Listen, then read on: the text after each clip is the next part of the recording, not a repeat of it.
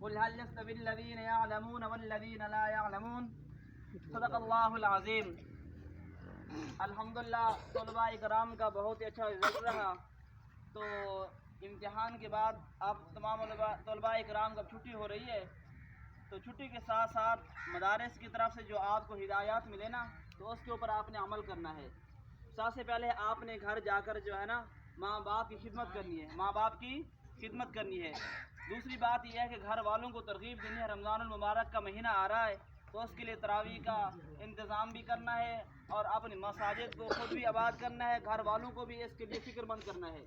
तीसरी बात ये याद रखना कि जो तलबा इकराम ने इम्तिहान दिया है, अल्हम्दुलिल्लाह आपका जो रिज़ल्ट आया है, अल्हम्दुलिल्लाह वो हमारे लिए खुशी का बाइस बना है। बहुत ही अच्छा रिज़ल्ट है।